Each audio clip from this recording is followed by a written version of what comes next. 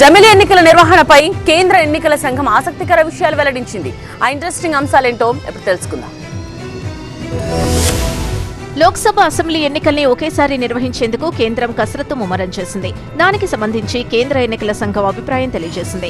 జమిలి ఎన్నికలకు వెళ్తే ప్రతి 15 ఏళ్లకోసారి కొత్త ఈవీఎంలు కొనుగోలు చేయాల్సి వస్తోందని, అందుకు 10,000 కోట్ల చొప్పున ఖర్చవుతుందని అంచనా వేసింది.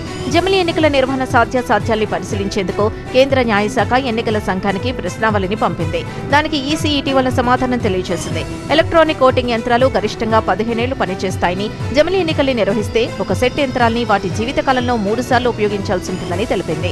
ఒకవేళ జమిలి ఎన్నికలకు వెళ్తే ప్రతి పోలింగ్ కేంద్రానికి 2 సెట్ల ఈవీఎంలు కావాలని, ఒకటి లోక్సభ స్థానానికి, మరొకటి అసెంబ్లీ నియోజకవర్గానికి అవసరం ఉంటుందని కేంద్రం ఎన్నికల సంఘం పేర్కొంది. గత అనుభవాల్ని పరిశీలిస్తే సమస్యాత్మక యంత్రాల స్థానంలో కొత్త వాటిని భర్తీ చేసేందుకు కొన్ని కంట్రోల్ యూనిట్లు, బ్యాలెట్ యూనిట్లు, వీవీప్యాట్ మిషన్లను అదనంగా రిజర్వ్ చేయాల్సి ఉంటుందని స్పష్టం చేసింది. కనీసం ఒక ఈవీఎంకు ఒక బియు, సియు, వీవీప్యాట్ అవసరమని చెప్పింది. ఈ లెక్కన జమిలి ఎన్నికలకు వెళ్తే ప్రతి 15 ఏళ్లకోసారి కొత్త ఈవీఎంలను కొనడానికి సుమారు 10,000 కోట్ల చొప్పున ఖర్చవుతుందని కేంద్రానికి స్పష్టం చేసింది ఎన్నికల సంఘం.